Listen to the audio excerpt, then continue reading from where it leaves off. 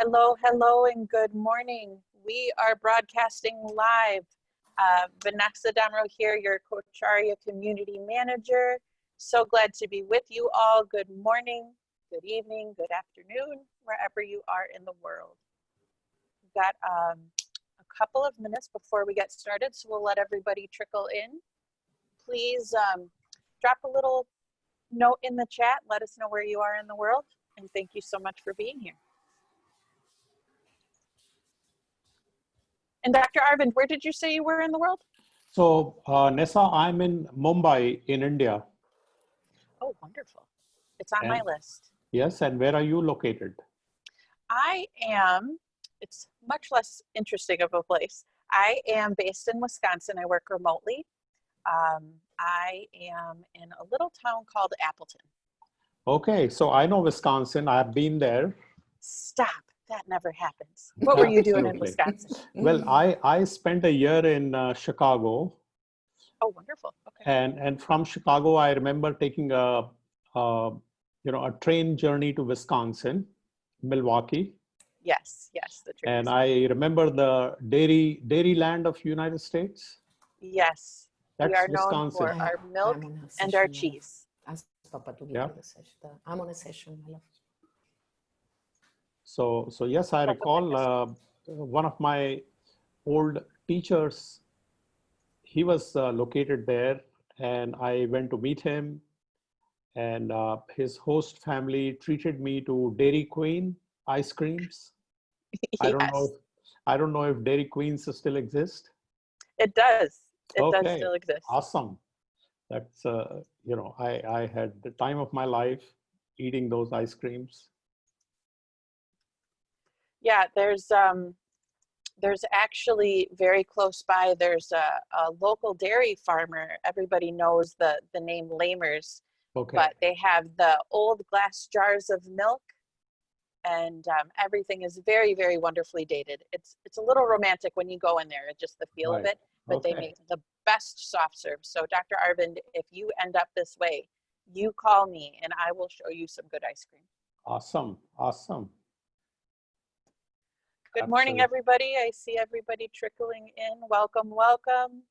Drop a little chat. I see there was a question regarding the mood meter, and that poll will be coming. So no problem at all.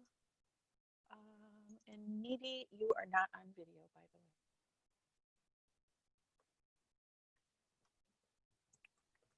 Couple more minutes and we will get started. And pardon me all, I'm going to blow my nose and you don't have to watch that. So give me just a quick second.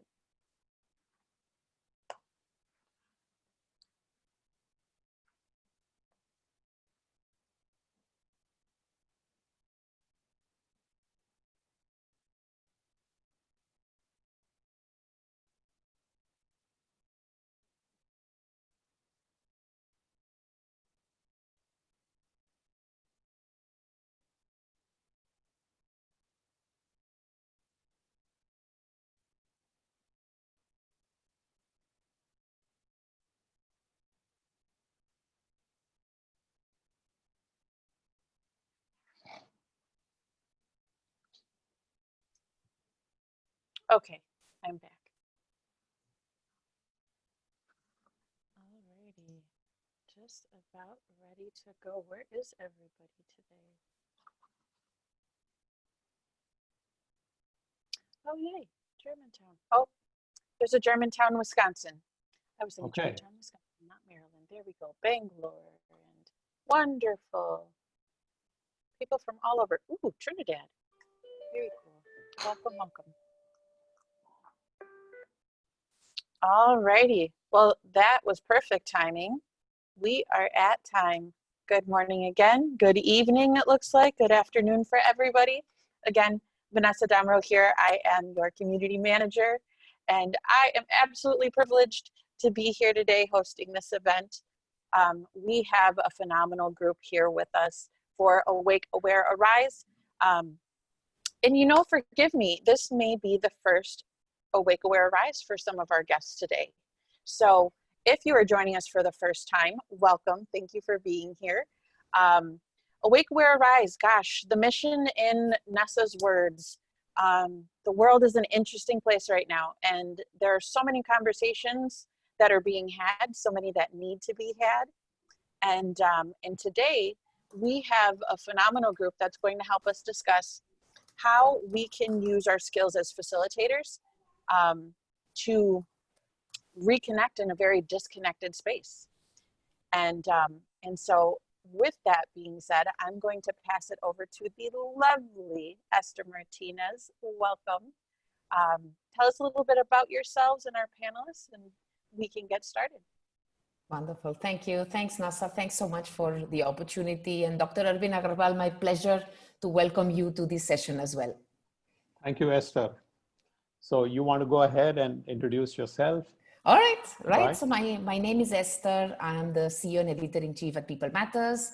I was an HR professional the first part of my career, and I turned entrepreneur around 10 years ago and started People Matters with that mission to really think differently about the context of people and work. And we've gone a long way. And I think COVID has probably put people and work at the center of many things.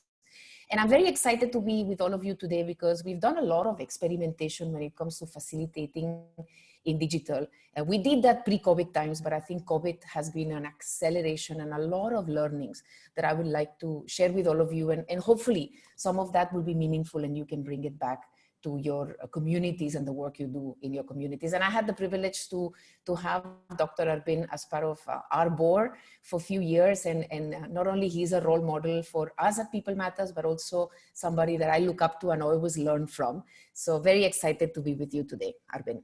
Well, thank you, Esther. And if I can add to, for the audience, my personal experience of working with you. I saw you when you were running People Matter magazine, which was all print at that moment. And even then you had very high standard of everything you did and very exacting a standard. I remember the time when you were carrying a story for 5 of us and you wanted to take a group photograph. And I can't forget that because it's never happened to me for all these years. You already had sketched as to who is going to be placed where and what would be the person's pose. And that perfection I've never seen. So that's Esther, for you. It's a great privilege to be meeting you. And I've seen how you have taken People Matter business from print to online, whether it's an event, whether it's a certification program, whether it is online daily news feed, and globally. So it's terrific to have you today talking about your thoughts on how possibly we may do facilitation in today's time, which is time of digital and distance, both. Coming to my personal introduction, I'm a master certified coach with nearly 4 decades of business experience. A lot of those years in human resource, but for good 8-10 years, I moved into business role. So I was marketing director in Xerox here in India. I was also chief executive for construction equipment business, which included JCB machines in Escorts JCB when it was a joint venture at that time. And now nearly for 5 years, I'm very much on executive coaching and leadership consulting. So that's my brief introduction. So going forward, Esther, firstly, one would love to understand your impressions about distanced world, because I've been seeing the world distanced for a long time now. So why are we talking about it today? So you'd like to comment on that, Esther? Yeah, sure, Arvind. If I may, I would. We've got already 40 colleagues who just join us, leaders from around the world. Yes, 40. We'll do the quick poll of Okay. mood meter, and some of us were asking as you were entering the room. I think the mood meter was on.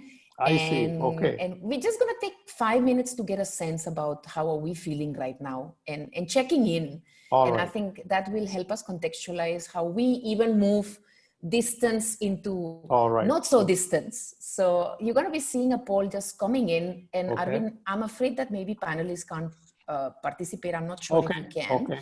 Okay. But if you can, please go ahead. So here are just a very small, quick check-in on how are you feeling at this moment, and these colors are just metaphors.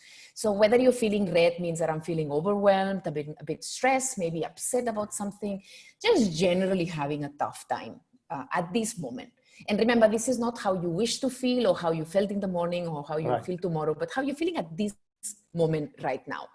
You're feeling yellow means that you're feeling things are not great, but you're tagging along, managing along, you know, somehow going through it.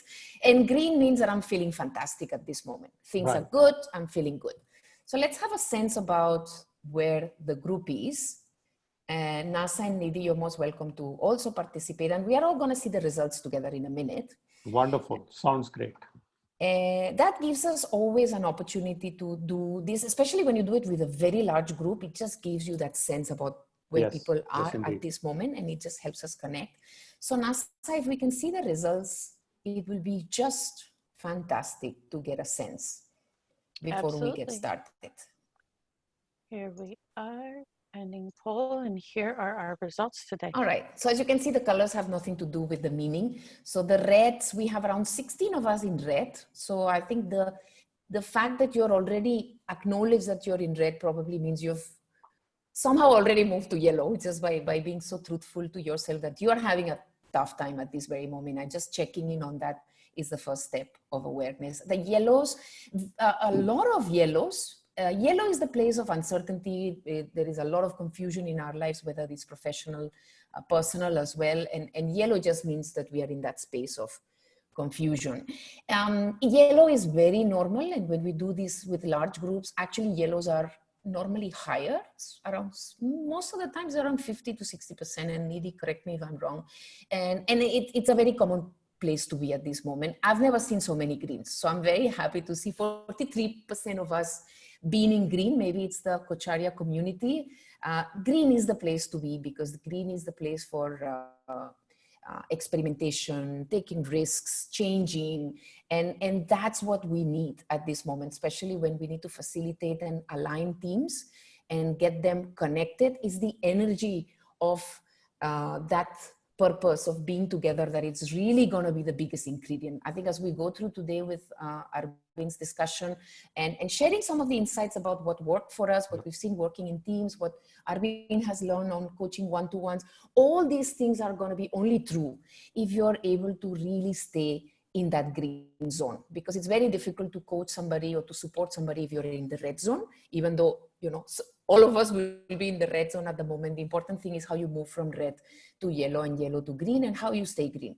So awesome. Thank you so much, everyone, for sharing how you're feeling. Any comments, Arvind, on the data? What does it tell you? So that's a wonderful, like you said, people have been very authentic in sharing where they are at this point in time. I was not sure whether people would acknowledge they being on the red.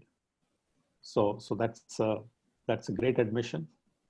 You know, equally happy to see 43% greens. That's quite a lot, that we have come to accept the current reality and we are on top of it. So that's wonderful. So Esther, what I'm proposing is that we cover 3 broad themes during this conversation. One is facilitating the team, and you have some wonderful ideas as to how in the virtual world, given the distance, given dispersed geography, what are your thoughts on facilitating teams? Secondly, getting communities together in the virtual world. And you run some of the best events I have ever attended, all on a virtual platform, particularly this year in August. So one would love to hear your experiences on what you did there. And the third, we will come to leadership and coaching. Yeah. What are some of the nuances when we are doing so on a virtual space? Yeah. So these would be the broad themes. And going back to the question which I was originally asking, that what are some of the unique challenges of distance in particular? Because distance has been there for a while. The world has been globalizing all these years. So Arvind, I'll give you some data. We Right. recently did a study actually asking that to the people, leaders in our community. And I think before I give you the answer of what the data said, I think we have around 50 leaders on this call, on this very call. And I'd like to introduce, because this session today is about facilitation. So I'm going to introduce, with your permission, some exercises. So then it's not just Arvind and Esther, but it's everyone in this group who are also going to be co-creating the content as we go along. If you're comfortable with that. Well, that'd be great. That'd be great. Yeah. So the objective is not only we learn from each other, but you also get exposed to some new ways of using technology to just crowdsource information. So I'm gonna answer the question after we ask the group, with your permission. Yeah, is that okay? That'd be great. No, you are doing a terrific job of demonstrating the tools. You already demonstrated polling, for example. So yeah, nothing like learning by doing. One more thing that works really well. It's called a chat storm. Right. I think whatever video conference methodology that you use, all of them have a chat functionality. Sure. And one way to get everyone to just be on their toes is to, as you always know in facilitation, it's less of talking and more of asking. And that's the same probably with coaching as well. And you're the expert. So I'm going to ask you on a chat storm format, which means I'm going to ask the same question to all of you. And I'm going to invite you to think for maybe around 30 seconds. What is the number one challenge that you have seen leading teams when you're geographically scattered? And as Arvind was saying, this is not new, but let's take for a moment, what is the biggest challenge that you face in the last 6 months? And I'm going to invite you to type it on the chat, but I'm going to invite you to not submit it, because we're going to submit it all together when I do the countdown. So there are 3 steps. Step number 1, 30 seconds, you think on your own. You can either write it down on a piece of paper or you can type it on the chat, but don't submit. Okay. Step number 2, we're going to do a countdown. So we all submit it at the same time. And step number 3, then we will see what it's coming from the group. And step number 4, I will give you the data of what we found out and see whether it's coming similar to what the group is sharing.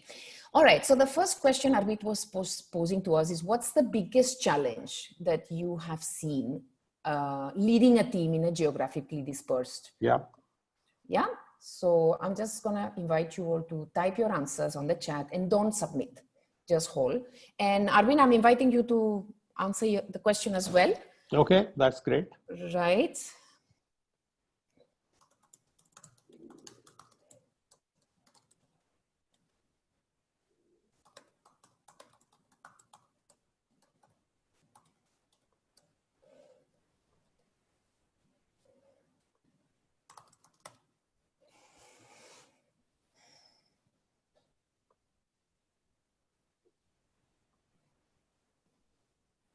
It's difficult to narrow just one, but think of just the top of the mind, whatever came first, top of the mind, as your biggest challenge managing teams, or you've observed with your clients managing teams. Just type that.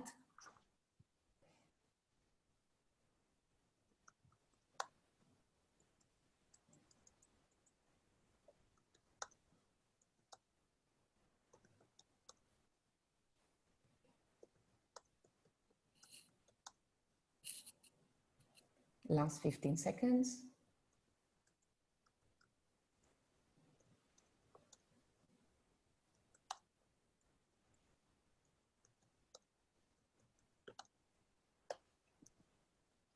All right. Okay, so we're going to do a countdown. 5, 4, 3, 2, 1. And then you can now submit. And this is how a chat storm looks like. Of course, you can't read anything because there's just so much. So we're going to spend just few seconds to scroll. And Nasa, you want to have a look and see what you want to pick up from what the group is saying? Oh, yes. Let me take a look here. That was actually really fun seeing the chat storm take place. Let's see, we've got clarity, monitoring and measuring productivity, trust, connectivity, screen fatigue, overbearing leadership, multitasking, alignment, authenticity, Nice. feeling the energy, feeling the connectedness, Yeah. lack of community, connected, a lot of connectivity. Nice. Very nice. Thank you, Nasa, for sharing that. So very aligned to what the results. So we did a study, I think it was probably around a month ago, asking 4,000 leaders the same question. And the study was called, Are We Too Remote for Our Employees? And the number one challenge that came, 67% of leaders said that managing work life was the number one challenge. And how coming to terms with the fact that, you know, work and life is now completely interconnected was the big number one challenge. So I'm not sure it's come so much in this group. So that was number one from data point perspective. The number two was very aligned to what's coming here. 58% of leaders said building engagement and keeping the human bond. That ability to connect with each other was the biggest number one challenge for 58% it was in the top 3 of 58% of respondents. And 50% said this managing productivity, organizing work, monitoring productivity, knowing still that little mindset of monitoring, because the response was actually monitoring productivity. So these were the 3 challenges that came, very similar in many ways of the words that have come. And as you can see, many of them are really connected to the role of the leader itself. How are you bringing energy? How are you celebrating? How are you bringing that human presence? How are you feeling the energy? How do you create that energy, right? Even when we are not all together. And I'm feeling the energy from Nasa and from Arvind at this very moment. So Right. How do you create that energy, right? So that was something that's come up from the group. Any other comment, Arvind? I think that's a clear alignment. Firstly, thanks for demonstrating this. I had not experienced this before. While I have used chat any number of times, both as a facilitator as well as participant, but this was my first experience to experience the chat storm, and it's magical. But tell me, Esther, how do you process the information that you get? Yeah. So I think the objective of the chat storm, so you can use chat storms for questions like we did just now, or you could use chat storms very powerfully to complete a sentence. So I'll say a sentence, complete the sentence. Okay. And that's really awesome. Like I say, and I'm going to do that when we move to the leadership traits. So I'm not explaining it right now. We'll experience it. You're holding back your thunder. Yeah, I'm holding this one back. Okay. I think the objective is not just processing, is the fact that each one of you have engaged with the question and have found answers for yourselves. Yeah. That is meaningful, because there is something that has happened in the head of each one of us when we were typing that question. So we have reconnected with the challenge. It doesn't really matter whether you're part of the 67% or 58%. You've reconnected with the challenge that you are facing. And I think that is very powerful. Now, as a facilitator, it also gives you a sense about where do you spend the time in the rest of the session? Because if a majority of leaders in this group are interested about, you know, clarity, energy, morale, then you and I as facilitators, we need to move towards that direction, and we may have to change our plan. We might have thought of 10 things we want to cover, but the group wants to go somewhere else. So it just helps you to align to what the team, and I think it's not about so much about accuracy of perfecting. It's just about getting a sense of where, and that's good enough. Yeah. Now, the beauty is these chats, you can then download it later after the Zoom is over, and you can do analysis on top of it later on if you're working with this group. Yeah. And you mentioned about the plan that you can navigate and make corrections based on where the group is. But how do you plan upfront before getting into facilitation of a virtual event? So you're talking about a particular meeting or any group gathering, any group of people, team meeting, any group. Yeah, and more referring to a team meeting rather than a group meeting.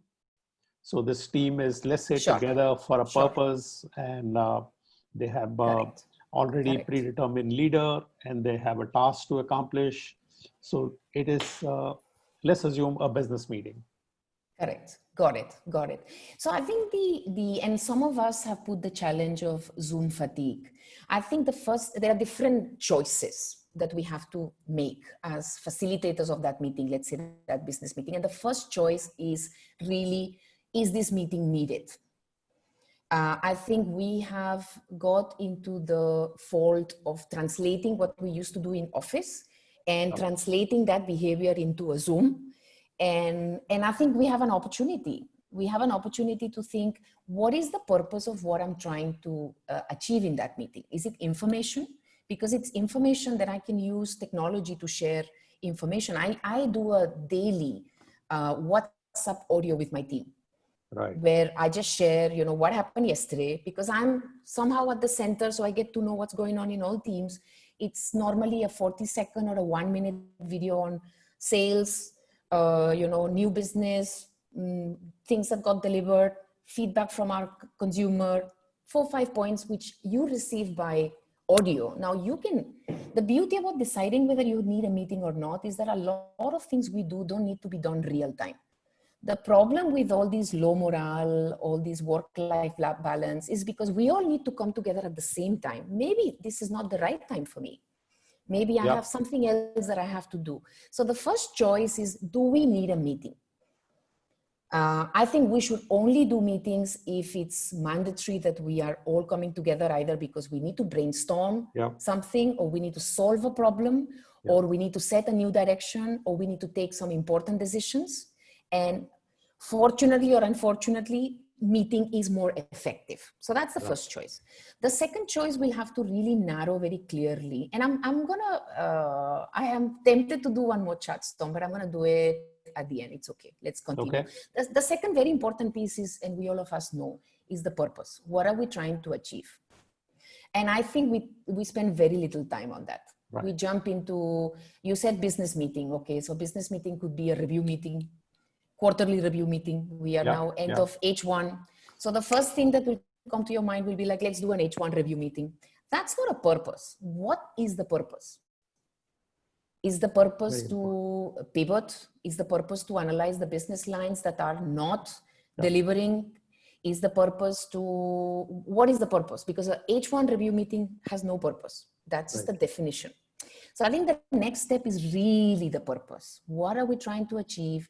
What the success looks like for that meeting. After the end of the meeting, what is it that we should have accomplished? And we have to be very candid, because it takes a lot of effort to think clearly about what's the purpose, right? The next then it's going to be who needs to attend, right? Who is needed to attend? And again, here we falter many faults, because we just call the whole team, or we just call the whole company, or who needs to attend, and what is the purpose of their being there? What is it that they are going to bring to the table? Then the third is going to be the format, and what are you going to do, the methodology, the flow, the string of activities that you're going to do, what needs to be done before. So you really need to be very sure that you really need that meeting, because I'm only in step 3. I have 3 more steps. So you better be sure that you need this meeting, because it's a lot of effort for the facilitator. If you're just calling a meeting and doing H1 review and copying everyone, then don't be surprised that you're having low morale, or you're having people are not able to balance work life, because they don't find meaning into those meetings. The fourth is going to be choosing your technology. And here I think we have a lot of creativity that we can play with, and I'll be happy to share some of the technologies that we've used and what works for us. And I can share that with you. Then the last piece is going to really about rehearse. It's not something you're going to play alone. Today we have Nasa, who's helping us on the chat. Nidhi helped with setting up the poll. So it's never a solo journey. Who all is supporting you to make sure that the group is engaged? And then the final thing, post-meeting, what are the next steps? What are the follow-ups? What are we going to do with it? So a lot of effort, which really means that we need to move a lot of work out of meetings and really be a lot more comfortable working asynchronous And there are a lot of technologies to do sharing of information, to share. And I'm happy to share a little more, Arvind, but I'm going to pause because I don't want to talk too much. Correct. Ahead. And you're so right about importance of planning in advance. And I saw a beautiful example of that. Just a few days ago, I was coaching a CEO who he mentioned in the course of conversation that he holds a daily meeting because now that everybody is at a distance. And I said, okay, daily meeting, 5 people, 7 people who are directly reporting to you. He said, no, there are 25 people in my meeting. So there are people who are directly reporting to me and one down. So group of 25 people, we meet daily. And I said, that's going to be somewhat, I'm not sure whether you really need that meeting. And what do you accomplish in that meeting? And by the way, can you record one of these meetings? I would love to see you in action and how that meeting goes. Yeah. And I will then share my comments. Yeah. So I was very skeptical. Yeah. And I thought this will be just a normal engagement exercise and people don't have much choice because CEO is calling for the meeting. So I was really surprised. He had a method and people had a format in which they actually shared their major achievement of the day. Nice. And major challenge going ahead, both. And there was a lot of acknowledgement coming across from different people, including himself. There was a lot of also picking up specific tasks that, okay, for this, why don't we form a small team with these 3 people? And let's have an offline conversation. So I was amazed with the energy level, the direction in which the meetings were moving, and it was all getting accomplished in 60 minutes, nothing more. So he had figured it out as to what he needed to do, and he had structured it. And yet it was, people were free to acknowledge each other. Yeah. They were complimenting. They were not, let's say, dismissing the importance of the challenge ahead. Yeah. All of that was happening admirably well, I would say. Very nice. Very nice. And I think that's a great example, Arvind, of finding your own rhythm as a team. Right. Because there is no one way when it comes to, leading teams, and all of you are very senior leaders in this call. And actually there is no one way. Some of you would be listening to this conversation. What this leader is really doing is using this meeting to move the ball forward. Absolutely. And saying, if there is any roadblock for any of us, let's just move ahead. Absolutely. And at the same time, just get connected, have the humanness, that ability to meet each other, see each other every day. For some of the team may become too overwhelming, especially if you're geographically distributed. Right. It may be very difficult to do it every day, right? So every team really needs to find this new rhythm. And in that, the silver lining is that everything is possible. Yeah, absolutely. And you can keep experimenting and changing. We used to do a daily check-in, which was just for 15 minutes in the physical, in the analog world. And then we realized that chat was good enough. So, chat is like, okay, what have I done today? Big highlight. What I need from Arvind and what I need from NASA for tomorrow. And one obstacle, we're doing it on chat. Now, that reduces the pressure because then I don't have to come on video. Maybe I don't feel like, maybe I just don't feel like at 5:15, maybe I don't feel like talking to anybody at that moment. So every team has to find that whatever works really to help us be productive. Yeah. This particular team and the CEO I was mentioning about, he was doing it on a video platform. So everybody was visible. They were dispersed across different geographies within India. And he himself was overseas, actually. And he gets a pulse from the group every day. What's happening? What the underlying challenge is, which is awesome. It's a great example. Yeah. So Esther, you were talking about some more tools. So tell us, this is a good time for us to know what are some of the other things which we can do to facilitate teams. So I will share some ideas. But again, remember, everything has to be back to purpose. What are you course. trying to achieve? And I'll give you some examples. So if your objective is to share information, there is a technology called Loom, L-O-O-M, and and there are probably others, but these are technologies that I've used myself. Yeah. So normally I don't need to again call for a meeting if I have to communicate something to somebody, or maybe I have to brief you about the new product features, or maybe I have to take you through the logic of why I have chosen this price point. Or maybe I have to share with you, this new marketing material of a new product. Now, what Loom does is that I can record myself sharing whatever I wanted to share with you. Yeah. And I can send it to you. Now, you can watch it whenever you can. Now, again, that reduces the tension of work-life balance, because if I want to block a half an hour with Arvind saying, Arvind, I want to take you through, our new product, then you'll be like, okay, when? Tuesday, Wednesday, what time? 3 o'clock, 10 o'clock. My objective was to share information in a way that it's human. So I can send you a video link, and technologies like Loom allows you to just go yourself, record yourself. You can share your screen, and it's beautiful because actually your image will come at the end of in the screen. So you can share your screen and be on the screen at the same time. It's really cool. And you can share the link. Now, the beauty with that is that if you share it to a large group, you can also see who watched it, who's not watched it. People can comment on it and say, oh, that's really great, whatever. So it's this whole social layer of informing and getting feedback. But we don't now have to find that half an hour that blocks your calendar and my calendar. Right?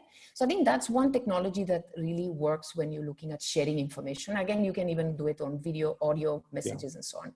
Now, if you're thinking of brainstorming, I think using platforms like Zoom or any other platform that has breakout rooms, it's very powerful. And all of you have facilitated sessions on roundtables. So the breakout rooms really become those roundtables. And it's extremely powerful what you can use in brainstorming. One of the things that I do normally when I do breakout rooms is also using whiteboards. So there are technologies, whether you use Google presentation, you can use a Google share slide as a whiteboard. You don't really need any other technology or spend any money. But if you go a little more funky, then you have technologies like Mural or Miro, which are actually whiteboards, and all of us can log in at the same time, and we have sticky notes, and we can play like we used to do in the analog world. And in many ways is a lot more effective because you can actually download it as a PDF. You remember when you used to take pictures, of the no longer required. No longer required. And I don't know about you, but we used to keep all those scrolls of paper. And then hope that we will do something with it, and we never did. I don't know if you empathize. You're talking about flip chart papers. Yeah, the flip chart papers that you roll them like it's gold, like this is like our future. The treasure. The treasure, and then nobody ever opened it anymore. So the beauty with technology is that you actually has that documented, and you can open it up in the next meeting and say, listen, this is what we discussed the last time. Where are we on it? So we've used it for brainstorming. We've used it for hackathons. Using breakout rooms and digital whiteboards is really fantastic. Then if you're thinking, for example, decision making, or you can use polling a lot, chat storms, polling. So it's all, again, what is the objective and how playful you want to be. And you'll have to take some risks. You'll have to do things that you haven't done before. Like in the old times, you had to facilitate a session for the first time, and you still probably remember the butterflies in your stomach. And many things went wrong and you survived. So in the digital world is the same, really. Absolutely. Well, thanks for sharing those. And, talking about risk taking, I had an experience training a group of Indonesian students. These were Indonesians who had gone to Europe, and because of COVID, they had to abort their stay in Europe and return back home. So all of them were very demotivated, depressed, and there were 50 such students who were connected to me. And I divided them in 2 groups of 25 each. And I had several modules to connect with them and get to know them. So I started as I normally would do in analog world, that, introduce yourself and so on and so forth. But firstly, I found that itself was a challenge because in a physical world, if one person introduces, the next person knows that now it's my turn. Yeah. But when they're on a screen, they don't know whose turn is next. Yeah. So I was challenged to call out names one by one. But I found there was no energy in this entire exercise till I spotted a guitar behind one of the student, in the background. So when his turn came, I said, "You play guitar?" So he said, "Yes, I play guitar." So I said, "Why don't you play it now?" And he played guitar, and everybody was beginning to resonate with him. And it was such an energy. How lovely. And that then triggered a thought in me. And I said, okay, 25 of you, we are going to divide you in 5 groups. And I immediately used the breakout room. Awesome. Put them into 5 groups. And I said, create something which you like to share with the rest of the group. Very nice. Very nice. And gave them just 10 minutes time. And it was such an energizer. I can imagine. And I had no clue that this is what I'm going to do when I started with the session. It's beautiful. So I learned a lot that a good facilitator is someone who has very high observation skill. Yeah. Yeah. He or she always is scanning, seeing what's happening, and how you can use the capabilities of the group to navigate your way forward. Yeah. Beautiful story. Thank you, Arvind, for sharing. So that's, and talking about tools, I do remember you do some excellent certification program for the team facilitation. Yes. Yes. And I'm sure some of you may like to take a look at that, and maybe you can send out some information around the certification program that you have, where I'm sure you must be sharing and demonstrating much of these tools. So what we try to do, Arvind, with that certification program, so it's a 4-week program that we've designed. 4 weeks? It's 4 weeks, yeah, but it's again, it's asynchronous. So it's all hosted in the People Matters technology platform, which is a journey of 4 weeks. There are only 4 live sessions, but during the week, what you have is this whole layer of first reflect, then assimilate. There is a lot of learning that happens asynchronous, which means that we don't have to be in this live session. It's not going to be Zoom fatigue, because a lot of that learning can happen individually, and it's happening socially, because I can see what Arvind is answering. You can see what Esther is answering. The reason why we felt this was needed is there shouldn't be a reason why you need to figure out everything. Like, there are some ideas that we can provide you. So when you need to do round of introductions, there are at least 3 or 4 ways you could think about it. So why should you be left to experiment all the time? At least there are some few things that we can, guide that facilitator and say, well, if you have a small group, maybe you introduce everyone yourself. If the group is large, then do impromptu networking, which means break people into pairs, get them do 3 rounds. It doesn't matter if they get to know everyone, but at least they got to know 3 people in depth. Your idea is beautiful, because it just means get the teams to spend 10 minutes and come up with something with the group. So I think just the certification program just prompts you to break down all those moments and say, okay, think about this. And it doesn't mean it's going to be prescriptive, but at least it gives you those tools to get started. Right. And you mentioned about certification program. I'm happy to share that my master certification as a coach was all on Zoom platform.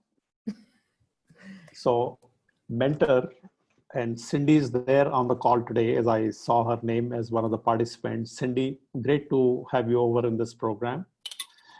Cindy and Ram were the mentors. Cindy from South Africa and Ram from Bangalore. And we were all in different parts of the country. And every Saturday morning for 3 hours, we were on a Zoom call learning coaching. And that was, and I was very skeptical. I talked to Ram as well as Cindy, what am I going to gain out of this? Yeah. Particularly when it's going to be all virtual session. How can I learn coaching and that to master level coaching through virtual interactions? But, you know, it was amazing. And I don't think it was any less than analog or physical presence. Yep. And some of the cohort people also who were there in that session, nice. Even to date, I have not met some of them, but we feel so close to each other and we do phone up each other and take each other's help wherever possible. Yeah. So I think it's also in our mind, some kind of a phobia that what you can do with virtual and what you cannot do it. Correct. Actually, you can do anything you want to do. Correct. You just have to figure out the way, and you have some wonderful tools to also enable what is possible. So that's terrific. So Esther, if it's okay with you, I'm going to move the conversation to another subject. Yes. And that is bringing communities together. And I'm conscious about time, Arvind. Do you think we should take some questions or maybe move to the coaching part? I think difficult conversations. Okay. So there is one question which has come. Yes. Okay. There's one question which has come that I don't. It's partly question, partly a suggestion that I use Google Jamboard, which is a great tool. And this is a question from Lorna. Okay. I haven't tried to use it in a breakout rooms. Esther, can you say more about the actual setup breakout rooms with whiteboard, please? Sure. So I haven't used Google Jamboard, but I'm assuming is a whiteboard technology for the tone of the question. So you can do it, you can use it in two ways. Either you have that whiteboard divided, let's say you have 4 teams. You divide that whiteboard into 4 quadrants and just clearly say, okay, this is for team 1, this space is for team 1, this space is for team 2, this space is for team 3 and team 4. So that's one way to do it. If your template that you're using is a comprehensive template, like a design thinking template or let's say a persona template, then you may just create different links for different groups. So they're all working on different whiteboards. I would not recommend to do that because compiling that is a nightmare. So I will always prefer, even if it's messy is beautiful. Even if it's messy, work on the same space. Maybe just choose different post-its colors. So group 1 uses yellow, group 2 uses green. Let it be messy. It's just a way to differentiate the action so you can see it. So either you can divide the space or you can use different colors for different. I would love to demonstrate it, but I don't think we'll be able to do that actually. Okay, so there is one more question. And this is, can you please share some more quick energizers to get re-engagement during the long sessions? Oh, you know, I'm going to do one more chat storm with your permission. All yours. Because I think I'm going to share some, and I'm sure, Arvind, you have some, but all of you have. And that's not fair because Arvind and I also want to learn today. So I'm going to invite you to think of one energizer that you have done in virtual that it may be very simple, but has worked for you. Okay. Right? So just think for 30 seconds on your own. Something that you have done or you have experienced. Okay. And you want them to put it on chat? Just type it on the chat, but again, don't submit it. We'll all submit it together. Oh, I see. Okay. Because you know what happens if you don't submit it together? Everyone starts reading and they stop thinking. So all of us need to submit together. The power. So that's a chat storm again. That's a chat storm again. Well, I already learned one thing new today. All right. So let's do that. So think of one icebreaker or one energizer that you have experienced that have worked, or you very briefly, you can just mention the name and 1 or 2 signs of how to run it, and then we'll pick it up. Maybe we'll pick up 1 or 2 from the group. And I already mentioned to you about my using the guitar as a icebreaker. Okay. So you're free to chill then. So my quota of 1 suggestion is already done. Okay. So giving you everyone 30 seconds to type. Yeah.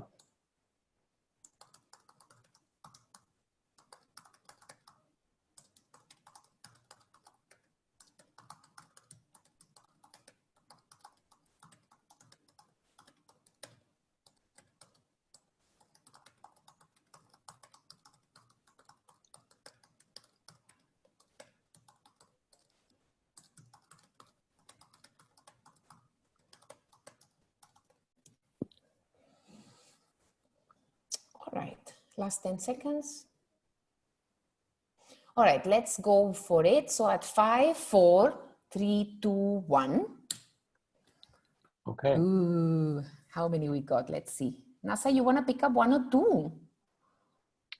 Yes. So 4x4, we've got trivia, fun questions, getting the body moving. Nice. Music, a quick poll, so something engaging. Yep. Let's see here. Puzzles. Nice. Film character.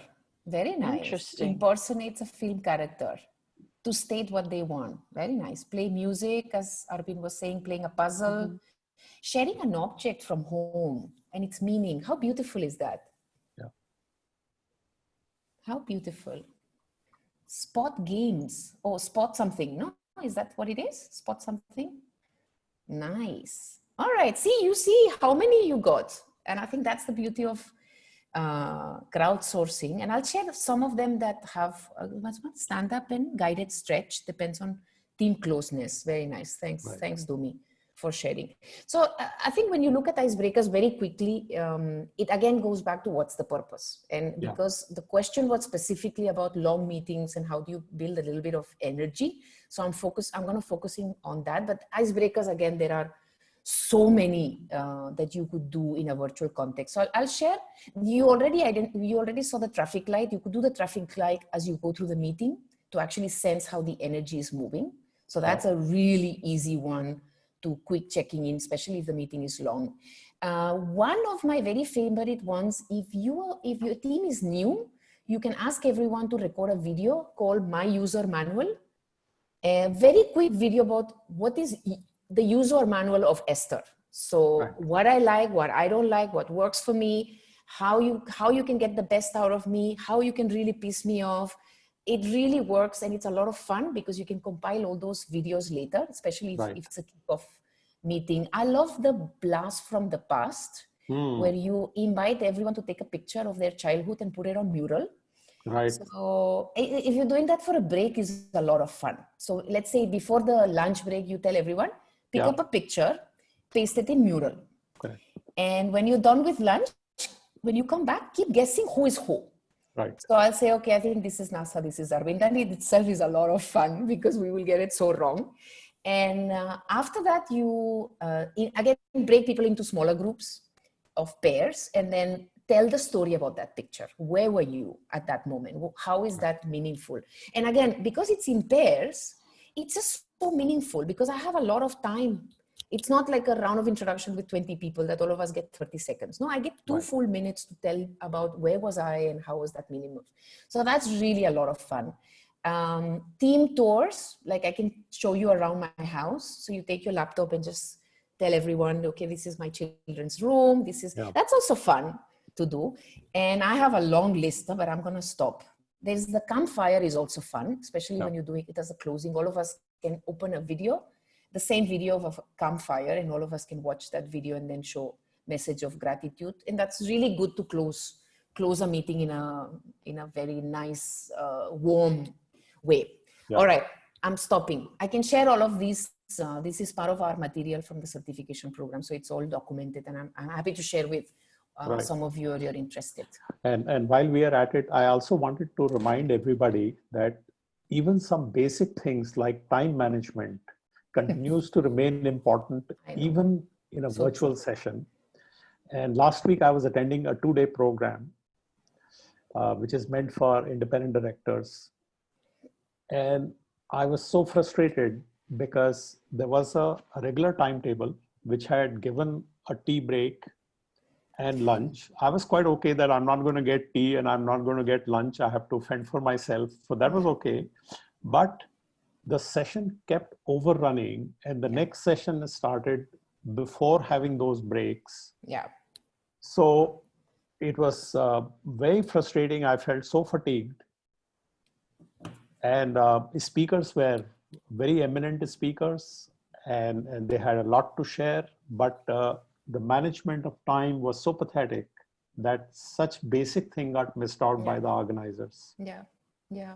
Arvind, we have to move to the next section because I want to make sure that we have time to cover the one-to-one conversations and we keep on time. So if you have more questions, keep bringing them on. Yes, yes, go ahead. Yeah, before we go to one-on-one sessions, yes, love to hear from you, your experiences and yes. experimentations with the large events. Yes. What are some of the things which you have done so well, challenges, and the ways to deal with those challenges? I'm repeating myself, Arvind, but it goes back to, again, what is the purpose of that gathering? Yeah. And when we had to go through that journey, so back in January, it looks like a lifetime, January 2nd, when I remember coming back from Christmas break, and there were two things that came to my table that day. One was there was some volcano eruption somewhere, and then there was this virus in China, right? So we all know what happened after that. So all our physical events got canceled immediately. And I was very clear that this will be for the long haul. And I was also very clear that we were not in the business of events. We were in the business of bringing the community together. So when you define your business as we bring the community together, the fact that you can't do it physically is not a constraint any longer. And so that's the starting point. The starting point is to acknowledge that this is a silver lining and there is so much you can do in technology that you couldn't do in events. Now, what we have learned is that we have reimagined the whole journey. Events was actually a lot simpler because you just had to put some content and people will come and consume it and then go. And you were not responsible for much after that. Now, in the digital journey, we are still curating content that we want you to consume, but now we can request you to consume it even before. So we're using a lot of asynchronous where we are curating things for you to consume it even before we come for that live session together. So there's a lot of reflect and a lot of assimilate that happens at your own pace. The second piece is, of course, a lot of innovation that we do in the real physical event, breakouts, even for large groups. We have done in TechHR Singapore, we had one masterclass that we had 600 people. Okay. And we did chat storms, we did breakouts, we did a mural with people. 80% of people have never used mural before. And I ran a mural with people who had no clue what mural was. Okay.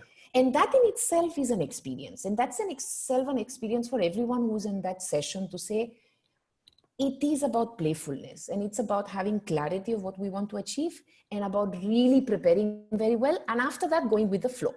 So that's the live component. Now, what we have learned in digital that we could not do in physical is the next two steps. Third step is apply. So we've gone through reflect to assimilate. The third step for People Matters journey is now apply. We can now prompt you and say, after you finish this Kocharya live session, we are going to curate a series of reflections or projects or assignments we want you to work on. So it may be saying, go and find out 3 icebreakers that you are going to use this week and come and tell us what you learned from it. So the apply component we could never do in the physical event, which we can do now digitally, right? Because we can prompt you and we can nudge you to apply. Now, the fourth element of the People Matters design journey is the contribute, where we can now say, okay, this is what Arvind said and this is what Esther said. So Arvind can look at Esther's work and Esther can look at Arvind's work. So the whole journey now is just so much richer. It's just so much meaningful and so much more impactful than it ever was. So I am probably never going to go back to full physical. I think the future is going to be blended where we can all come together, but there is a lot of stuff that happens before and there is certainly a lot of stuff that needs to happen after. Yeah, certainly. I mean, I can say the same, that we have tested blood. You start. Go ahead, Arvind. My daughter is saying, are you having dinner or not? So all right. So that's going to be hi. How are you? And always a smile. Perfect. Go. That's wonderful. Yes. Don't let mom miss the dinner. No problem. I'm committed to be with you. I'll have dinner later. Wonderful. No, not an issue. Yes, Arvind, go ahead. You were saying as I was saying that we are now comfortable with the virtual world, and 43% of the people responded at the beginning of this session that they're comfortable. So I think it's here to stay. Yeah. And as you rightly said, we will have to judiciously blend them. Yeah. What needs to be physical and what needs to be virtual. Correct. Huge advantage of virtual. No doubt about that. So should we move to conversations now? We're ready? Yeah, sure.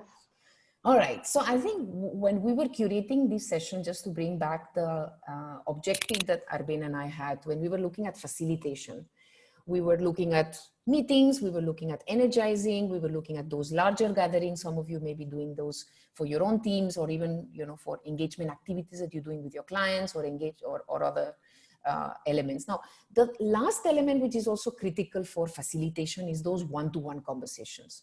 So Arvind, tell us a little bit about what changes in our preparation when we're preparing for those one-to-one conversations, especially the difficult ones. I think the easy ones are easy, but the difficult ones are challenging. So how do we prepare for those difficult conversations, especially when we have that virtual as a barrier? I think the biggest challenge which I have seen leaders have is to take that step of holding those conversations in a virtual space. You know, there was one CEO who was talking to me, and he wanted to call one of his business associate for a performance feedback, which would have been about an hour and a half session.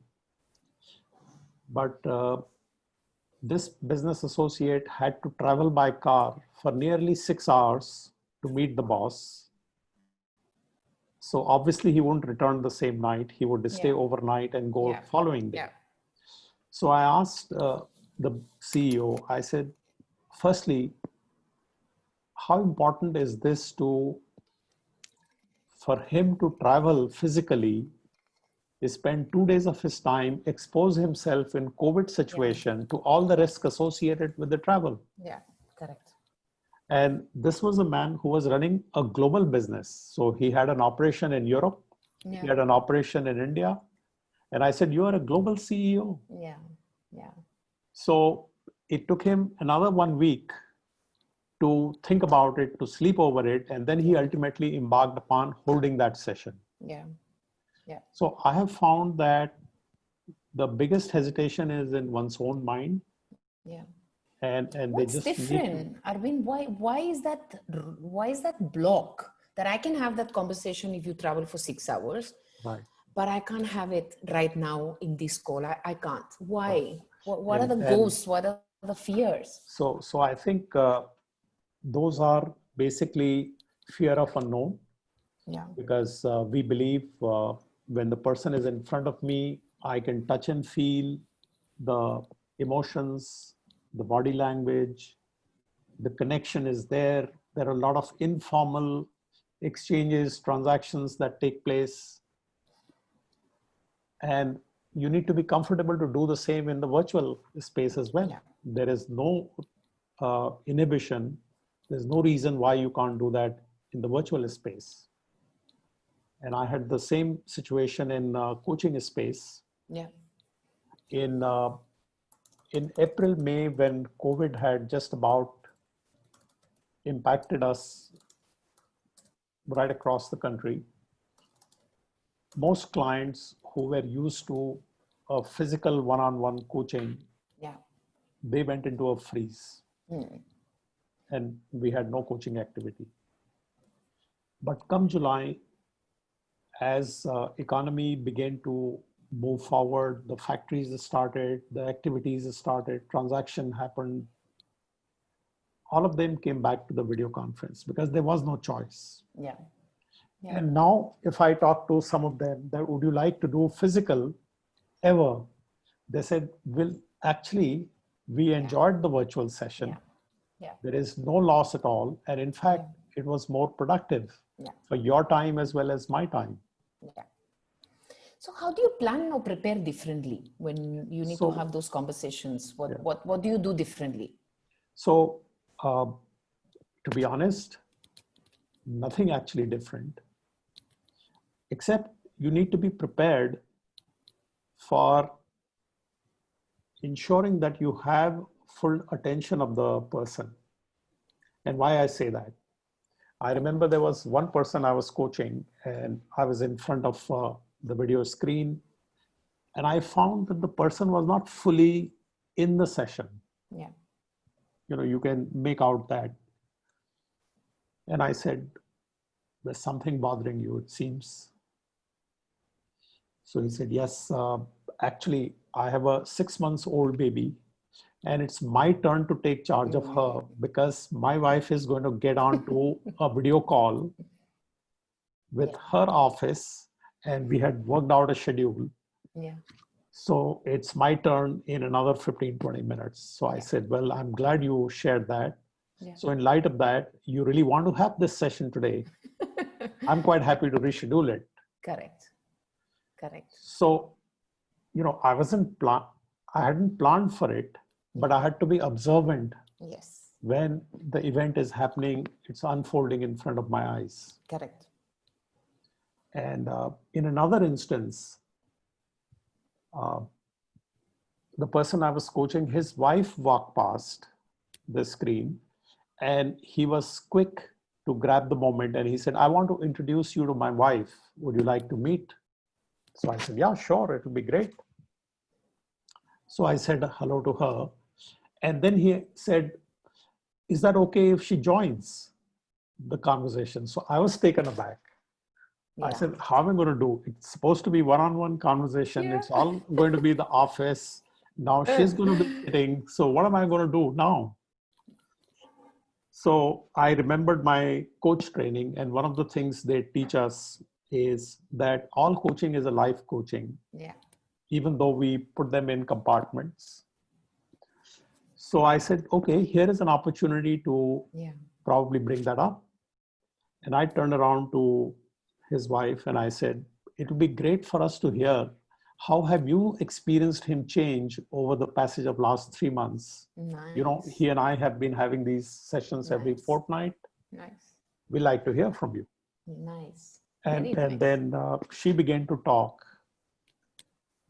And there was some very interesting, touching conversation that we had between 3 of us. Very nice. Very nice. And she acknowledged some of the positive changes that she had seen. So that really was a moment for us. Very nice. And impromptu, right? You have to really, it would not have happened if all these things would not I would not have, in my wildest ever thought of taking a feedback from the coach's wife. House. I know. Not at all. I know. So, Arvind, there is a question from Subramanian on any not to do's when we are planning, preparing, executing those one-to-one conversations, especially the difficult conversations. Any not to do's that you can think of? I would say, besides your personal undivided attention, and I say that because we all have our phones close to us. So difficult. And out of habit, and I personally have that habit of glancing at it every intermittently. Yeah. And for a coaching conversation, I make sure that my phone is not anywhere near me. It is switched off and it's away from me. So a lot of people do complain that, look, we can't reach you at all for hours sometimes. So I said, well, that's the kind of profession I'm in. Yeah. And that only means that I'm busy doing something. So that's definitely one must ensure that your 100%, and I would say 200% actually, if you're on a virtual screen, because not just the person's face, but you have to see around the person what's happening to ensure that you have the full attention and you are giving your full as well. Yeah. Yeah. And you're not tempted by any diversion of your own. Yeah. But apart from that, I have not experienced any limitation. Nice. I've experienced some additional advantages, if I can share. Yeah. Go ahead. Go ahead, Arvind. Virtual space also I have used to ask my coachees, my clients, to share with me the recording of their team meetings, their one-on-one conversation with their team members, their town hall meetings, because now recording is so easy. So instead of the person reporting to me that this is how I now handle the situation, I said, I would like to listen to one of the recordings. Yeah. And it's been very immersive experience for me. And it's been very meaningful for the client to gain from that kind of conversation. Nice. So and that was not possible in a physical space. Correct. Because the recording is not very easy. It becomes very restraining. Yeah. And you don't have a natural way of doing so. Correct. I've had board meetings and now board meetings are all recorded by law. It has to be recorded when it's virtually handled. And I have had the board meeting recording in front of me, and I can see what actually happened. And that puts a beautiful context between the client and me for us to process that and move forward. So there are huge advantages. Do you use some pre-work and post-work also for coaching in using technology, or really it's again continues to be that human touch? So all the pre-work, and there is a lot of it. In fact, in between every coaching sessions, there are things to be done by the client. Yeah. But that's no different. Yeah. What you would do in a physical world, except the recordings which I just shared with you. That sharing recording has helped. I stumbled onto that, and I found that was very rich. Nice. Very nice. Okay, so we've got some questions coming. Anything else on the one-to-one, Arvind, that we haven't covered? Any other examples or anything that will be meaningful, especially for coaches that are here in the conversation today, or people, leaders who need to overcome that fear of virtual conversations? Anything else you want to share with us? So one other thing is that people are in the reflective space during this COVID period. A lot of them are asking, what am I doing? How am I adding value? What is the purpose of my life? Yeah. More so than any other time. Yeah. So people are more, I would say, open to coaching at this point in time. Yeah. They're mentally prepared for coaching conversation. So that I've been very happy to connect with that. Nice. So there's that desire from there's a desire to find answers, to use. And of course, it's become borderless. So you may have a client in North America, you may have a client in Indonesia, you have a client in various parts of India. Correct. And now it's convenient to the client as well as the coach. Correct. Both. Correct. And I think what you're sharing as well is meaningful if you are a people leader, because that desire that you're talking more from client and coach perspective, it's also a reflection for us as people leaders to say, maybe your team members also have that desire, but there is no relation as such. So you need to be a little maybe more aware that are you fulfilling that desire as a people coach? Because as I'm hearing you say that, Arvind, as a people leader, people don't pay us for coaching, but it's also part of our job. Right. So if as a coach, you've identified that people have that need more than ever before, then it's also a wake-up call for some of us who are not coaches, that's true for everyone in our teams as well. Absolutely. I think the leaders are, sorry, go ahead. No, go ahead, please. So complete. People are in a space where they're raising more existential question. Correct. Larger purpose of life. Yes. So in a normal course, such issues were difficult to come on the table. Yeah. So people are more open to those conversations, or they're looking for more answers and hence they are more brave to have those conversations? So both. Both. Because in the physical world, they were less open. Probably they were more preoccupied with transactional issues. Yes. Yes. And now the big challenge is let's say you are a part of a large organization which has a manufacturing factories. You're not there. You're at your home. Yeah. So you are bound to ask, what value am I adding? Yeah. This business is running on its own. Yeah. That question never came up earlier. Yeah. Because the person was still traveling, visiting factory, passing instruction while none were required. Yeah. But here she was under illusion that they were all required. Yeah. Yeah. So there's that void somewhere, that what is the meaning of what I do really, and what's the value? What's the value I bring to the table? Yeah. So actually, in a virtual space that we are going through right now, COVID has brought many of these issues in the forefront. Yeah. So taking that case is taking that point forward and reflecting that people are also skeptical.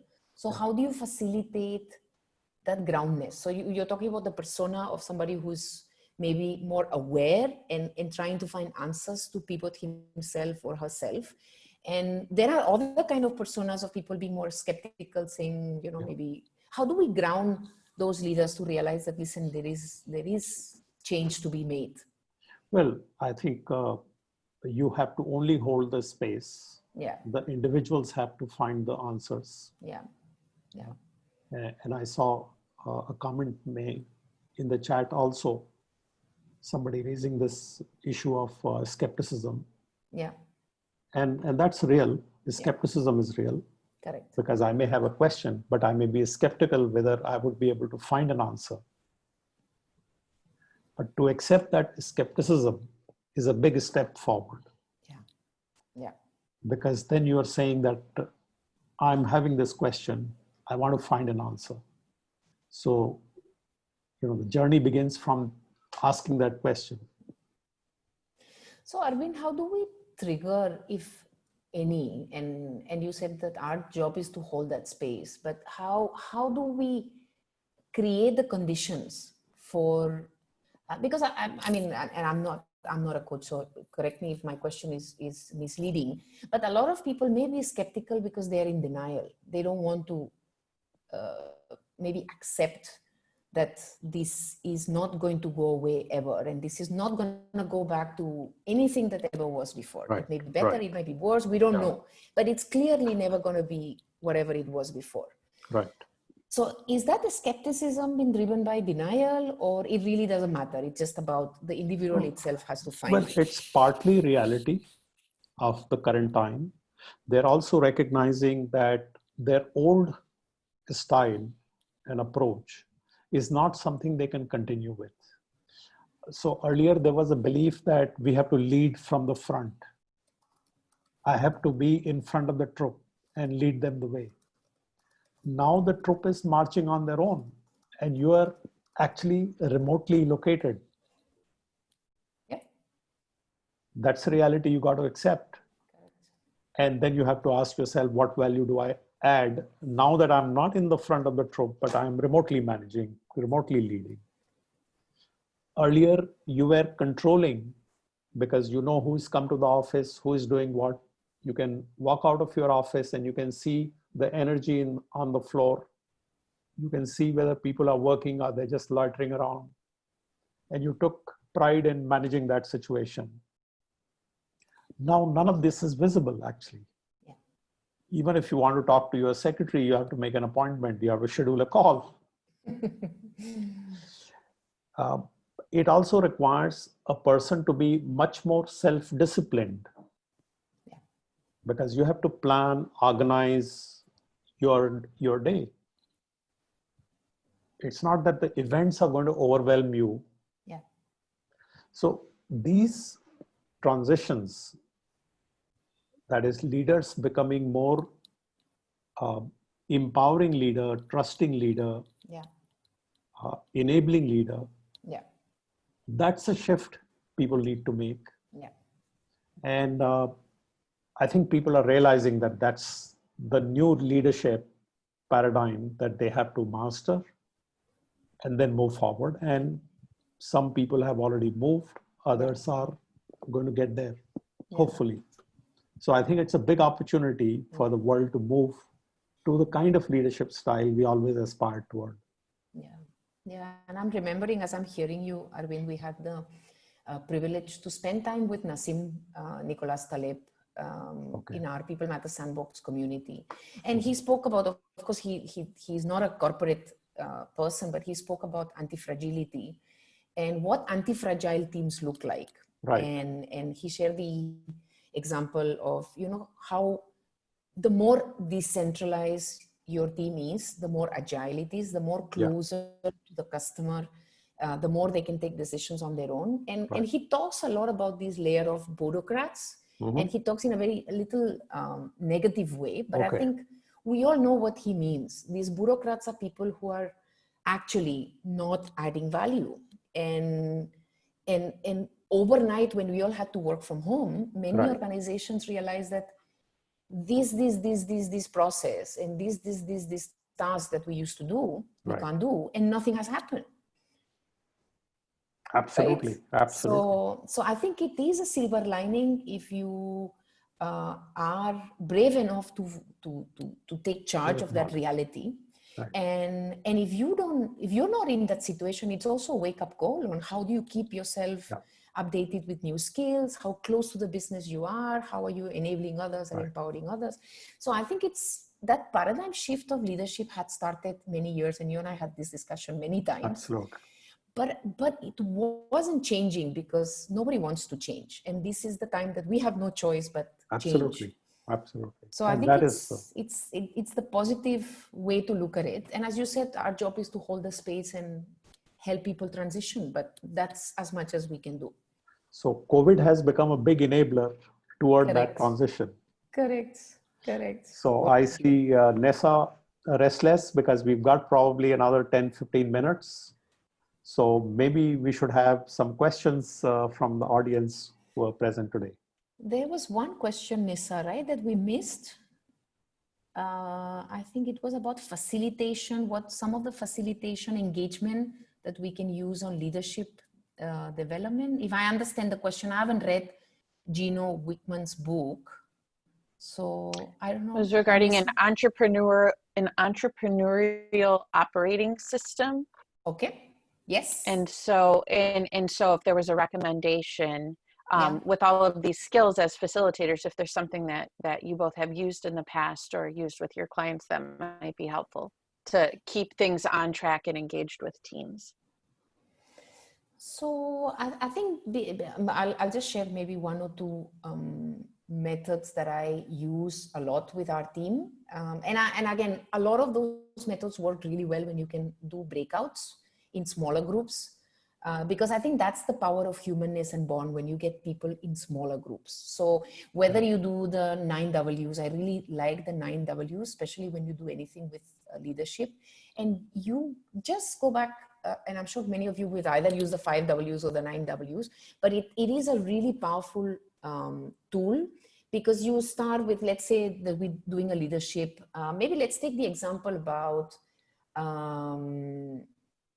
this manager who is struggling, and maybe let's say we do this for all managers. We take all our manager level and then say, what is our role? Now let's think of what we do.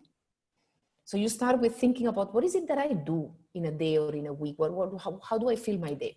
And then you break into groups and say, okay, why is that important?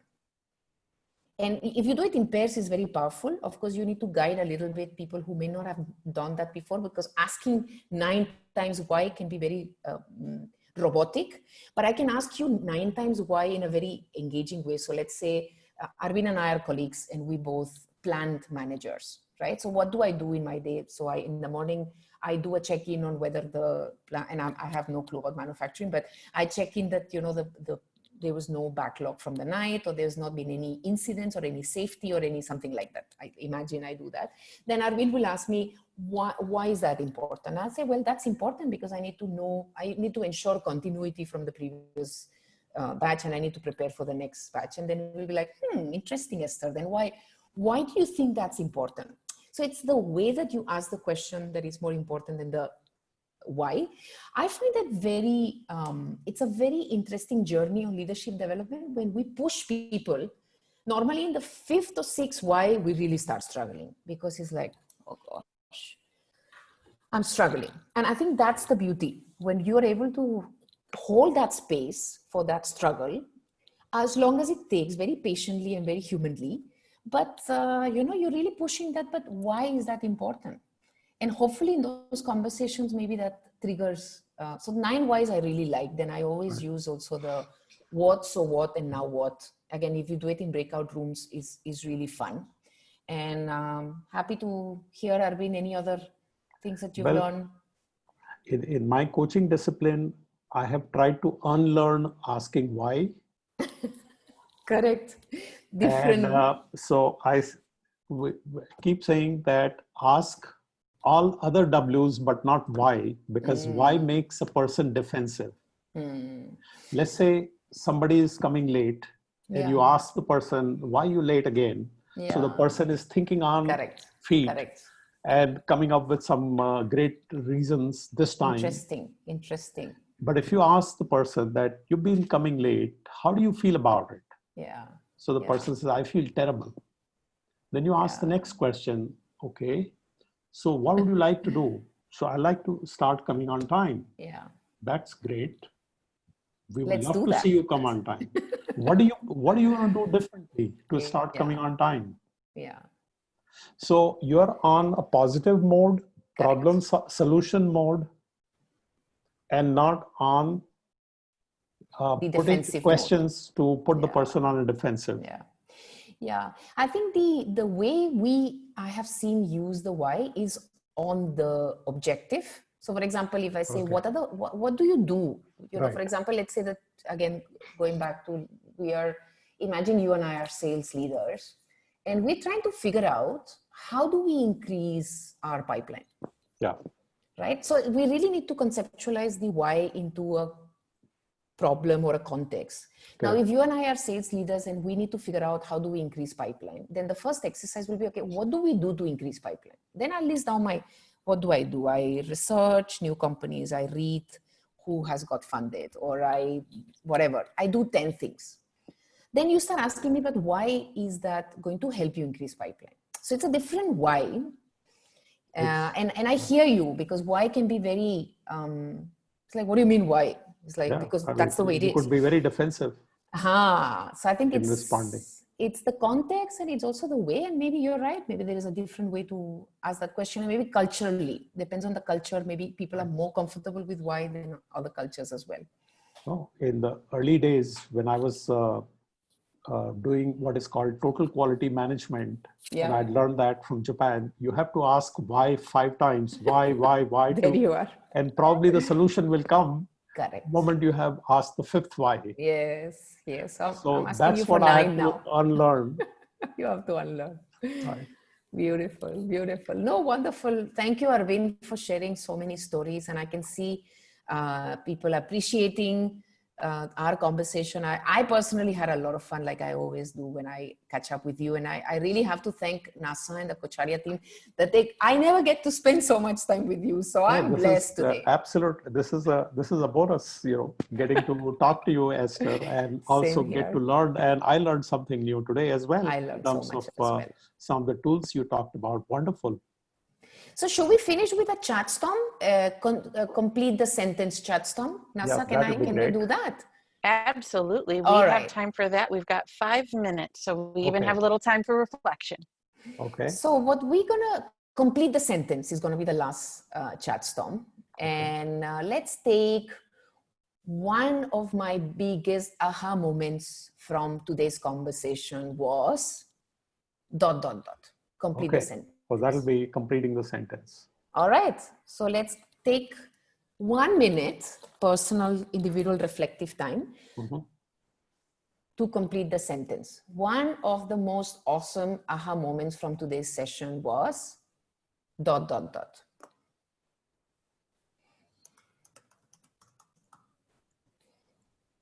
And please don't post.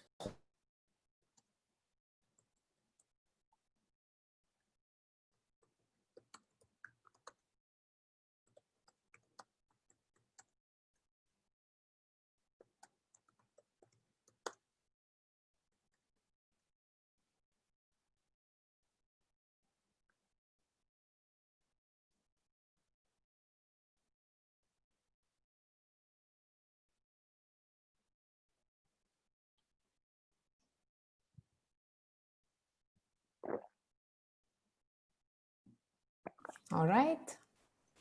Another 10 seconds. We'll just wait everyone to type it and just hold it there.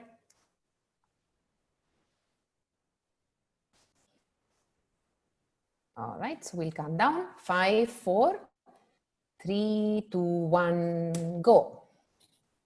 Yay. And I think we'll love to see this later, Nasa, if you can download that for all of us. Because and it is fun too, you know, the way you do the storm counting down 5, 4, 3, 2, 1. Mm-hmm. So that's very good as well. It's interesting. It's fun. It's fun. What do we have here? Oh my goodness. What do you see, Nasa? We have impromptu feedback. We have difference in perceptions, understanding the why of the question. Virtual teams are very possible, require some creativity.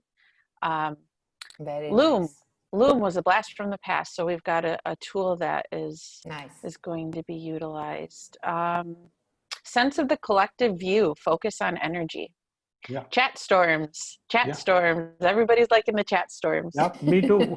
I didn't write it, but yes, I totally resonate with that. Nice.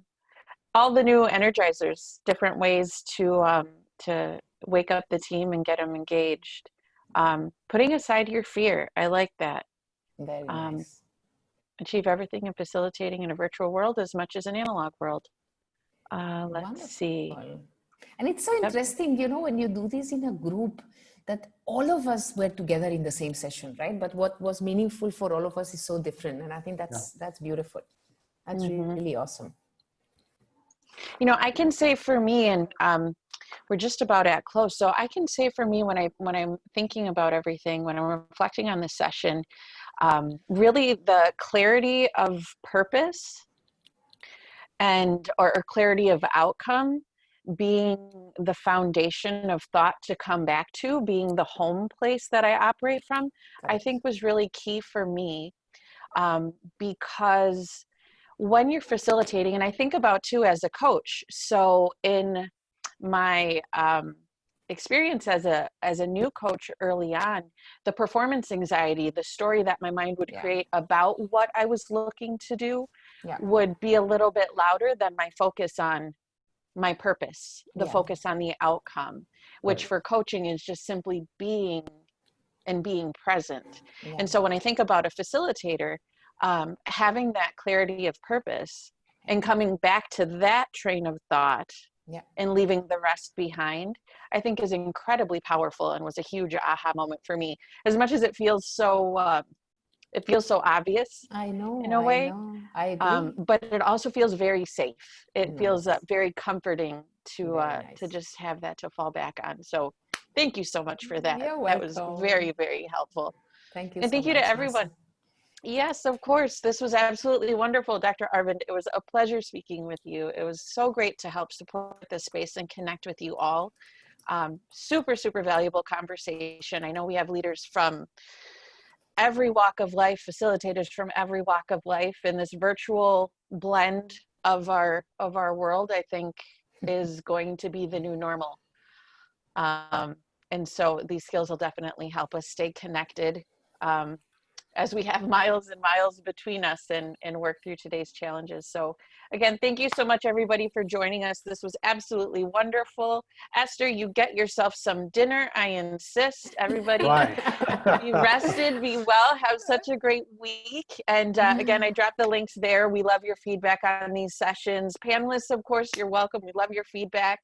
And then also join us for the conversation. We have a very active community sharing insights and thoughts and tools and getting to know each other and networking. So definitely join us on LinkedIn and continue the conversation. But thank you again, everybody. It was an absolute pleasure. Be well. Wonderful. And until next time. Wonderful, Nessa. You're welcome. And Esther, pleasure, to be Arvind. with you. Take care. Best Thank wishes you. to both of you. Thank you. Bye-bye. Cheers. Bye-bye now.